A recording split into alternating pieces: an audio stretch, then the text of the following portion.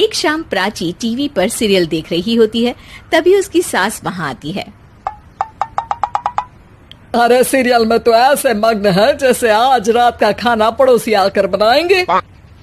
मुझे पता ही नहीं था आपने अपने बेटे की शादी पड़ोस में भी की हुई है। हैं? मतलब? मतलब इस घर में सारा काम बहू ही करती है, आप तो सिर्फ खर्राटे मारती हैं। अच्छा जी, फिलहाल तो तुम आराम फरमा रही हो, चलो जाओ, ये मेरे टीवी देखने का समय है। आहा, इसीलिए मुझे भगाया जा रहा है। सॉरी, अब तो बिल्कुल नहीं जाऊंगी। प्राची की इस बात पर दोनों सास बहू के बीच टीवी रिमोट के पीछे बच्चों जैसे छीना झपटी शुरू हो जाती है, जिसके बीच श्लोक भी काम से घर वापस आ जाता है। हाँ, आज मेरी चूहे बिल्ली की जोड़ी किस बात पर झगड़ रही है? अरे तेरे बीवी मुझे टीवी ही नहीं देखने दे रही। अरे तुम्हारी मम्मी मुझे खाना बनाने के लिए फोर्स कर रही है। अरे वाह, ऐसे बेतुके रीजन पर तो बच्चे भी झगड़ा नहीं करते।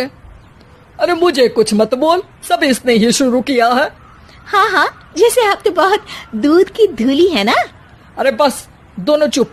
प्राची जाओ, खाने की तैयारी करो। और माँ तुम छोड़ो, तुम्हें क्या बोलूं, शांति से अपना सीरियल देखो, मुझे दोबारा लड़ने की आवाज सुनाई नहीं देनी चाहिए।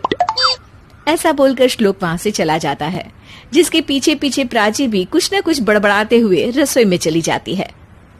हाँ हाँ, सासू जी को तो कुछ बोलेंगे ही नहीं, बस मुझ पर ही हुक्म चलता है, खाना बनाओ, जैसे मैं इनके घर में खाना बनाने के लिए आई हूँ।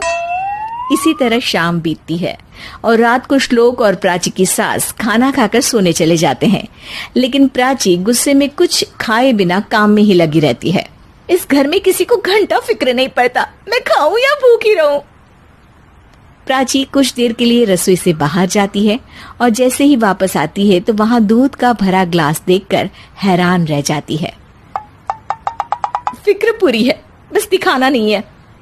प्राची दूध पीकर सोने चली जाती है और अगली सुबह एक बार फिर सास बहू का कार्टून नेटवर्क स्टार्ट हो जाता है। ये तुमने ही किया है। अरे अजीब जबरदस्ती है, मैं बोल रही हूँ मैंने कुछ नहीं किया। दोनों ने मिलकर पूरे घर को पागल खाना बनाया हुआ है। यहाँ कोई नॉर्मल इंसान तो रह ही नहीं सकता, इसीलिए अब पड़ोसी क्या रिश्तेदार भी घर आने से कतराते हैं। और सुन बेटे, तू भी चंगा, तेरी माँ भी चंगी, तेरी बीवी भी चंगी, रिश्तेदार। हाँ जी, आपको नहीं पता क्या, गंगाधर ही शक्तिमान है, रिश्तेदार ही। हाँ हाँ।